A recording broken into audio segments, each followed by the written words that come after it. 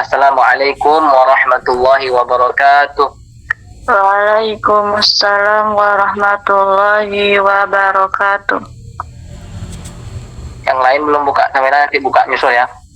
Alhamdulillahirabbil alamin wassalatu wassalamu ala Rasulillah sayyidina wa maulana Muhammad ibn Abdillah wa ala alihi wa sahbihi wa man tabi'ahu wa man walah.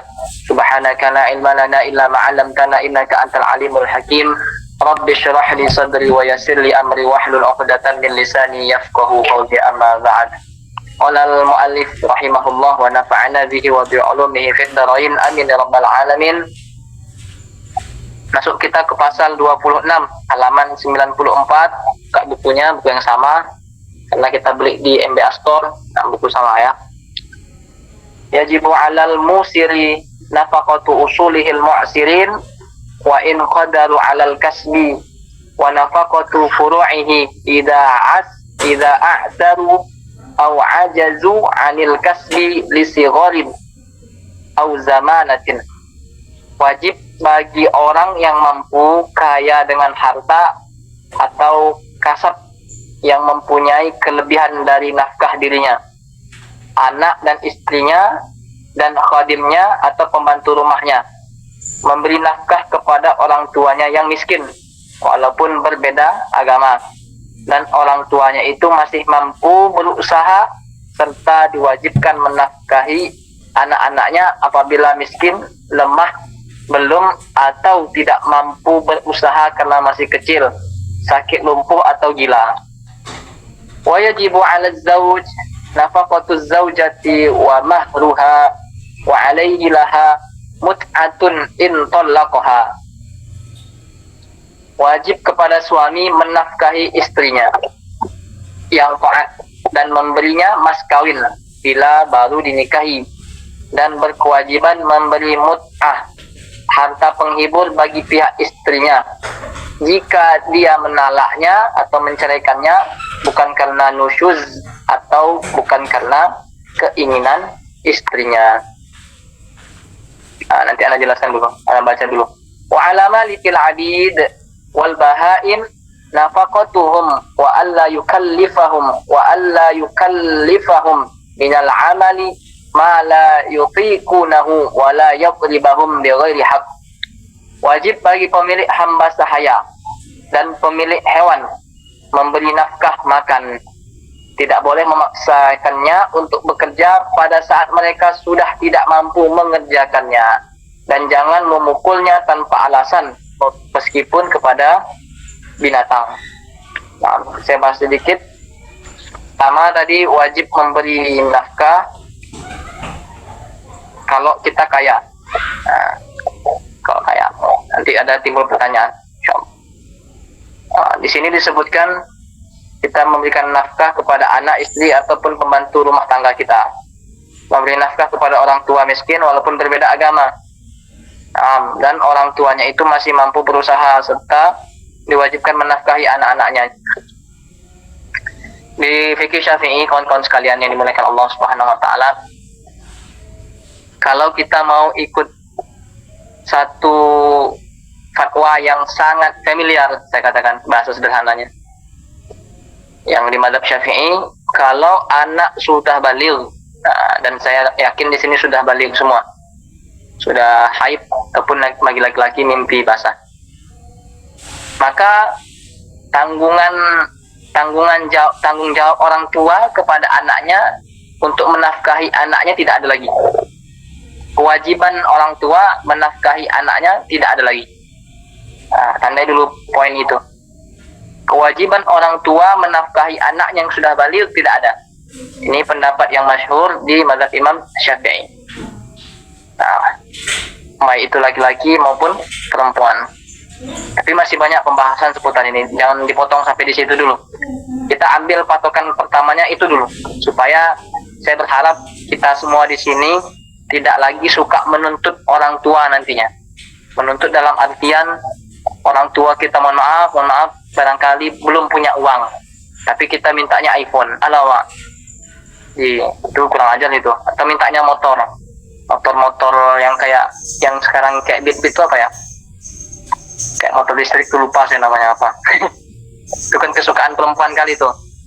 Nah, dimintain sama orang tuanya, dipaksakan orang tuanya, enggak. Maka saya sampaikan pendapat yang paling di antara pendapat yang masuk di kalangan Imam Syafi'i itu apa? Kewajiban orang tua menafkahi anaknya ketika anaknya balik itu tidak ada. Kalaupun, nah ini dia poinnya. Kalaupun orang tuanya masih ingin menafkahi anaknya yang sudah balik, maka itu tidak masuk kewajiban, melainkan dia masuk kepada berbuat baik kepada anak. Saya ulang, maka dia masuk kepada bab orang tua berbuat baik kepada anak, bukan bab kewajiban orang tua menafkahi anak. Jadi masuknya itu bab perbuatan orang tua, bab orang tua berbuat baik kepada anaknya. Nah, jadi tandai dulu poin-poin ini supaya kita punya malu. Saya katakan punya malu kepada orang tua dalam hal meminta nafkah. Saya anjurkan yang ngaji kepada kami ini kita mandiri semandiri-mandirinya, mau perempuan mau laki-laki, karena di zaman ini kebanyakan kita, baik itu perempuan khususnya, ingin setara pekerjaan laki-laki ataupun perempuan, ingin mendapatkan gaji yang sama baik laki-laki atau perempuan, ingin mendapatkan pekerjaan yang kiranya dilayakkan sebagaimana laki-laki layaknya mendapatkan pekerjaan. Nah, kan begitu. Adapun beberapa pendapat ulama masih dalam kalangan Syafi'iyah, kalaupun anak perempuan ini, sebagian pendapat ulama dalam kalangan mazhab Syafi'iyah, tetap orang tua dibebani kewajiban menafkahi anak perempuannya walaupun sudah baligh. Saya ulang, walaupun sudah baligh. Di antara pendapat ulama itu putusnya wajib nafkah orang tua terhadap anak perempuannya yang pertama itu ketika menikah. Nah, itu tidak ada lagi tanggung jawab orang tua, kewajiban orang tua menafkahi anak perempuannya. Yang kedua, ketika anak perempuannya sudah bisa mandiri walaupun belum menikah, sudah dapat pekerjaan tetap misalnya, atau dia buka usaha yang hasilnya udah menguntungkan bagi dia.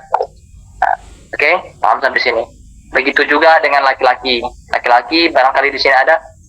Laki-laki pun demikian. Baligh udah nggak ada tanggung jawab orang tua, maka sangat kronis dan ironis kejadian zaman kita sering ditampar karena pengen minta motor, pengen minta duit nggak dikasih, pengen bayar hutang judol, pinjol nggak dikasih, bunuhnya mamanya, bunuhnya bapaknya. La ilaha illallah. Maka harus belajar bab-bab kayak gini. Kamu udah balik, nggak ada tanggung jawab orang tuamu menafkahi dirimu, nggak wajib lagi. Hukumnya sunnah saja banget. Nggak ada kewajiban, saya bilang. Dalam mazhab Syafi'i nggak ada kewajiban. Adapun pendapat-pendapat ulama kontemporer. Nah, jadi jatuhnya ini pendapat ulama kontemporer. Bukan lagi pendapat ulama Syafi'iyah yang klasik-klasik, bukan. Yang terdahulu, bukan. Karena orang terdahulu, kenapa mazhab Imam Syafi'i, ulama-ulama kita kalangan Syafi'iyah dulu ini punya fatwa seperti itu? Karena kualitas anak balik dahulu, orang-orang yang sudah balik di zaman itu luar biasa kualitasnya. Mereka dah keliling dunia untuk berdagang. Mereka udah keliling bangsa-bangsa lain, ngelihat barang apa yang mau dijual, bisnis apa yang cocok, usaha apa yang bisa dimanfaatkan untuk memberdayakan sumber daya manusia dan sumber daya alamnya, tapi dengan tidak merusak alam itu. Mereka udah sekelas itu loh. Baliknya mereka tuh udah setinggi itu gitu. Nah, itu makanya mazhab ulama kalangan Syafi'iyah di masa-masa itu mereka punya fatwa ketika udah baligh nggak wajib orang tua tanggung jawab nafkah lagi. Nah, berbeda dengan kontemporer. Ulama kontemporer punya fatwa anak laki-laki, anak perempuan sama yang saya sebutkan tadi. Orang tua nggak wajib nafkah kepada anak laki atau perempuan ketika dia sudah mendapatkan pekerjaan yang layak atau sudah bisa mandiri dengan pekerjaannya, bisnisnya. Yang kedua, ketika dia sudah menikah bagi perempuan. Kalau laki-laki cukup satu saja yang tadi. Ketika dia sudah mendapatkan pekerjaan yang layak, apalagi ketika dia sudah menikah. Nggak ada tanggung jawab orang tua, kewajiban orang tua menafkahi anak-anaknya. Nah, jadi ini poin penting. Mohon maaf, saya pun dulu termasuk orang yang bertobat karena ngaji bab ini. Terus terang saja, dulu waktu ke SMP, namanya waktu masa bocah kan, saya suka minta motor sama bapak saya, minta motor inilah, motor itu, nah, minta HP baru. Gak paham saya ketika udah ngaji bab ini baru saya paham, oh punya dosa besar lah saya sama orang tua saya ini. Kenapa nggak tahu lebih cepat? Kenapa taunya lama sekali gitu? Baru umur SMA akhir baru saya tahu. Sehingga di situ saya merenung, wah kuliah nggak bisa lagi nih saya minta uang sama orang tua. Saya bilang nggak boleh saya minta, nggak boleh uang kuliah saya dikasih orang tua, nggak boleh belanja saya dikasih orang tua, harus mandiri nih saya bilang. Jadi ngaji bab ini membuat saya itu punya prinsip mandiri setelah SMA. Bahkan SMA kelas 3 tuh saya dah mandiri. Saya buka usaha jual madu, rumah tafsir. Saya buka usaha-usaha yang kiranya saya nggak minta makan lagi ke rumah untuk pulang. Nggak minta uang lagi untuk jajan saya, untuk beli motor, bensin motor saya nggak minta. Untuk apalagi beli tas, beli sepatu, beli apa yang lain. Jadi ngaji fikih ini kawan-kawan sekalian manfaatnya besar. Kalau kita amalkan, kalau kita punya rasa malu, kalau kita punya kesadaran yang tinggi, maka nggak menyesal lah orang-orang yang mengkaji fikih ketika dia mampu mengamalkan ilmu yang dia dapatkan. Maka dia merasa malu dengan yang pernah mungkin dia minta iPhone nggak dikasih, ya bukan nggak dikasih karena memang nggak ada uang, belum ada uang. Maka berubahlah yang masih punya pemikiran seperti itu. Nah begitu juga di sini diwajibkan kepada suami menafkahi istrinya yang taat. Ada pak kurungnya taat dan memberinya mas kawin bila baru dinikahi, dan berkewajiban memberi mut'ah harta penghibur bagi pihak istrinya jika dia menceraikannya karena nusyus ataupun karena keinginan istrinya minta diceraikan. Poin pertama di sini, wajib bagi suami menafkahi istrinya yang taat dan memberi mas kawinnya bila baru dinikahi. Nah, wajib punya istri yang taat, wajib nafkah istri. Nggak ada batasannya seperti yang tadi anak kepada orang tua kepada anak, itu ada batasan. Kalau istri, suami kepada istri nggak ada batasan kecuali nanti bercerai baru putus daripada nafkah, kecuali nafkah anak, walaupun cerai tetap nafkah anak diberikan. Nah, ini harus dipahami. Adapun nusyuz ini sebutan di Quran bagi perempuan-perempuan yang punya kategori durhaka. Sambil buka tafsir sedikit. Nah, disebutkan bab nusyuz itu di An-Nisa ayat 34. An-Nisa ayat 34. Disebutkan tanda-tanda wanita nusyuz. Tanda-tanda wanita nusyuz atau durhaka. Mohon maaf, di sini disebutkan dulu tanda-tanda wanita solehah dulu, baru nanti nusyuz. Oke?